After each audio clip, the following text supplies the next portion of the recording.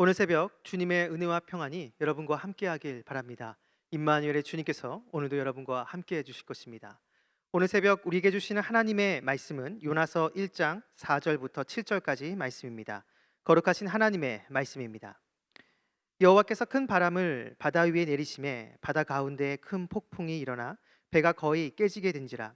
사공들이 두려워하여 각각 자기의 신을 부르고 또 배를 가볍게 하려고 그 가운데 물건들을 바다에 던지니라.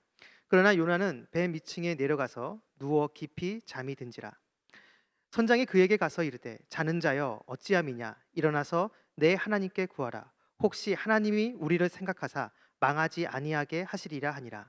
그들이 서로 이르되 자 우리가 제비를 뽑아 이 재앙이 누구로 말미암아 우리에게 임하였나 알아보자 하고 곧 제비를 뽑으니 제비가 요나에게 뽑힌지라. 아멘. 요나서의 시작은 하나님의 말씀이 요나에게 임하는 것으로부터 시작합니다. 요나서 1장 1절을 보시면 여호와의 말씀이 아미떼의 아들 요나에게 임하니라 이르시되. 아멘.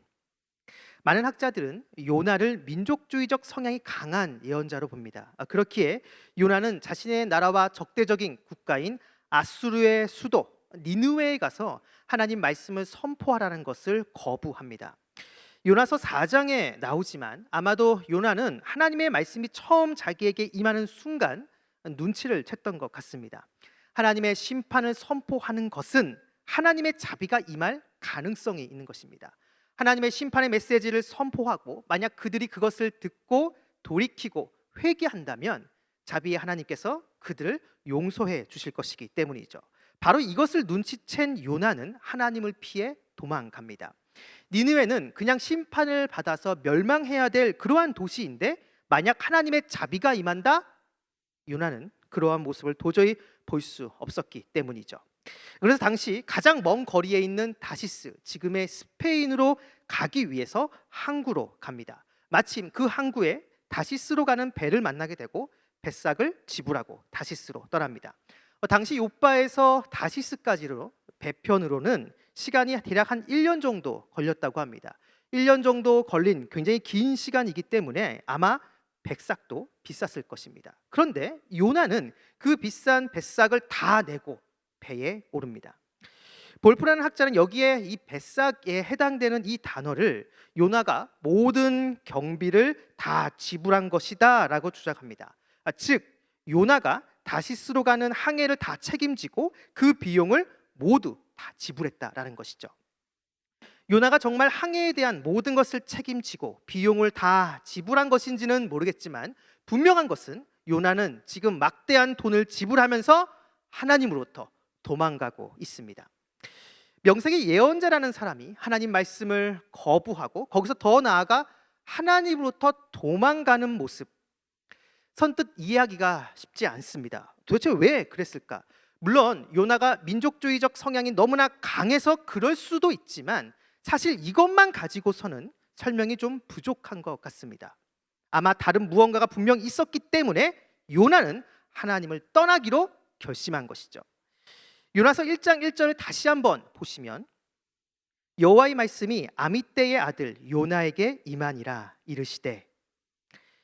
한글 성경에는 나와 있지 않지만 이 1장 1절을 히브리어로 보게 되면 그리고라는 뜻의 밥으로 처음 시작하는 것을 보게 됩니다. 그래서 이 본문을 제대로 번역하면 그리고 여호와의 말씀이 임했다 이렇게 번역이 가능합니다. 그러니까 아무 일도 없었던, 아무 일도 하지 않은 요나에게 어느 날 갑자기 하나님 말씀이 임한 것이 아니라 그 앞에 어떤 사건들이 있었고 그 사건들이 일단락되고 그리고 난 다음에 하나님의 말씀이 요나에게 임한 것이죠. 그렇게 본다면 요나는 그 이전부터 왕성하게 선지자 사역을 한 것을 알 수 있습니다. 몇몇 학자들은 요나가 열왕기하 14장 25절의 근거에서 궁중 예언자로 활동한 것으로 주장합니다. 그렇다면 요나는 그의 예언 활동으로 왕국으로부터 상당한 부를 얻었을 것입니다. 그래서 다시스로 가는 그 뱃삭을 한 번에 지불할 수 있었던 것이죠.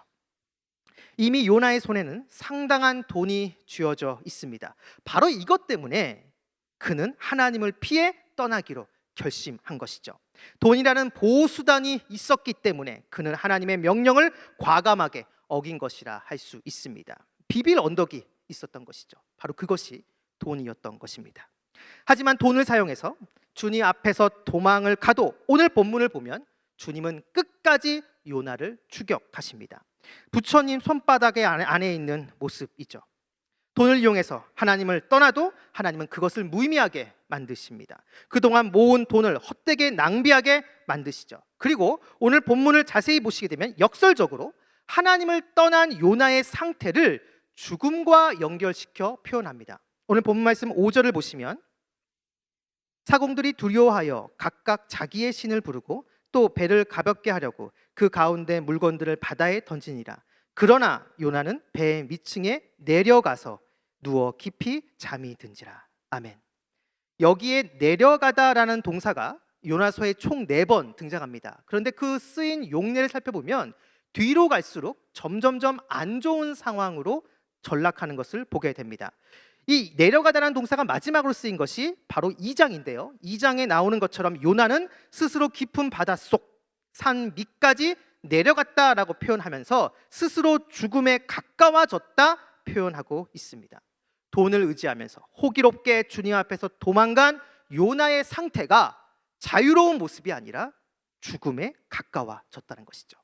자, 이런 상황에서 하나님은 요나에게 다시 한번 자신의 말씀을 기억나게 해주십니다. 오늘 본문 6절을 보시면 선장이 그에게 가서 이르되 자는 자여 어찌함이냐 일어나서 내 하나님께 구하라. 혹시 하나님이 우리를 생각하사 망하지 아니하게 하시리라 하니라. 아멘. 여기에 나오는 이방 성장이 말하는 일어나라 그리고 구하라라는 말은 요나서 1장 2절에 나오는 단어와 같습니다. 요나서 1장 2절을 보시면 너는 일어나 저 큰 성읍 니느웨로 가서 그것을 향하여 외치라. 아멘. 바로 하나님께서 요나에게 주신 이 말씀, 여기에 나오는 일어나 외치라라는 말과 같은 단어입니다. 아마도 자다가 선장의 이 말을 듣고 깬 요나는 하나님이 처음 자기에게 하셨던 그 말씀이 떠올랐을 것입니다. 하나님은 요나에게 바로 이 이방 선장의 말을 통해 자신의 말씀이 생각나도록 하신 것이죠.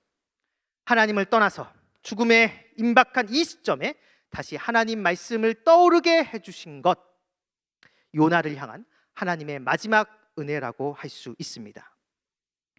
요나서 전체를 보면 요나를 제외하고 다른 모든 피조물들은 하나님께 순종하는 그러한 모습이 나옵니다. 큰 바람은 하나님의 명령으로 배에 떨어지고 죽을 위기에 처한 선원들은 나중에 하나님을 경외하게 됩니다. 커다란 물고기는 하나님 말씀에 순종해서 요나를 삼키고 3일 후에 뱉어냅니다.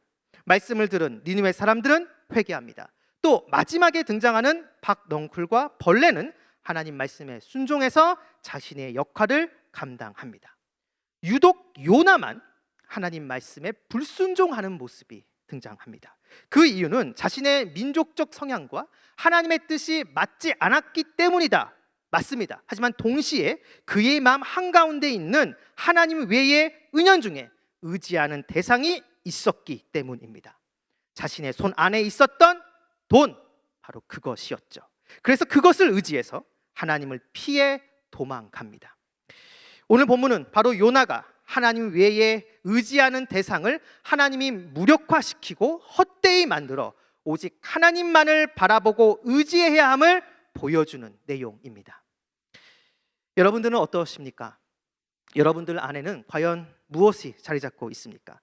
성도라고 한다면 당연히 주님이 계십니다라고 이렇게 얘기할 것입니다. 맞습니다. 주님께서 우리 안에 계시죠. 하지만 우리가 이 땅을 살아가다 보면 어느 순간 세상의 가치가 조금씩 우리 안에 들어오는 것을 느끼게 됩니다. 그리고 그것이 양적인 면에서 점점 커지다 보면 어느덧 우리 마음 한가운데 세상의 가치가 자리 잡을 때가 있습니다. 우리는 그러한 일이 일어나지 않도록 깨어서 우리의 심령과 우리의 영적인 상태를 점검하고 체크해야 됩니다. 만약 이런 일에 우리가 게을리하게 된다면 우리가 아무리 성도라 얘기하고 우리가 아무리 그리스도인이라 얘기라 한다 할지라도 어떤 결정적인 순간이 찾아왔을 때 우리는 세상의 가치를 붙들고 주님의 말씀에 순종하지 않는 일이 벌어지게 됩니다. 오늘 본문은 바로 그러한 모습을 죽음을 향해 가는 것이다 라고 표현합니다. 우리가 하나님 말씀에 순종하지 않고 주님께로부터 등을 돌렸을 때 그 순간 우리는 죽음을 향해, 스오를 향해 한 걸음 한 걸음 내려가게 되는 것이죠. 이런 상황에서 우리가 다시 돌이킬 수 있는 것은 주님의 말씀을 기억하고 그 말씀을 붙잡을 때입니다. 우리가 주님을 떠나고 있는 상황에서도 주님은 우리를 향해 끊임없이 말씀하고 계십니다. 이 모든 것이 주님의 은혜이죠. 그 말씀을 듣고 그 말씀을 기억하며 그 말씀을 붙잡을 때 우리는 다시 주님께로 향할 수 있고 주님이 우리에게 주신 그 사명의 길로 돌이킬 수가 있는 것입니다. 바라기는 오늘 하루도 나에게 주시는 주님의 말씀을 가지고 나의 심령과 우리의 삶의 자리를 점검하는 하루가 되길 바랍니다. 나에게 매일 말씀하시는 주님을 바라보며 그 말씀을 붙잡고 주님 앞에 온전히 나아갈 때 비로소 우리는 주님께서 원하는 삶을 살 수가 있습니다. 오늘도 그 은혜 안에서 승리하는 저와 여러분 우리 모두가 되기를 주님의 이름으로 축원합니다. 기도하겠습니다. 주님, 나에게 주시는 말씀을 붙들게 하옵소서. 내 안에 하나님 외에 다른 것이 틈타지 않도록 말씀으로 정결하게 하여 주시고 새롭게 하여 주옵소서. 그래서 매일매일 말씀에 인도함 받아 주님께서 원하시고 바라는 삶을 살아가게 하옵소서. 감사드리며 예수님의 이름으로 기도드립니다. 아멘.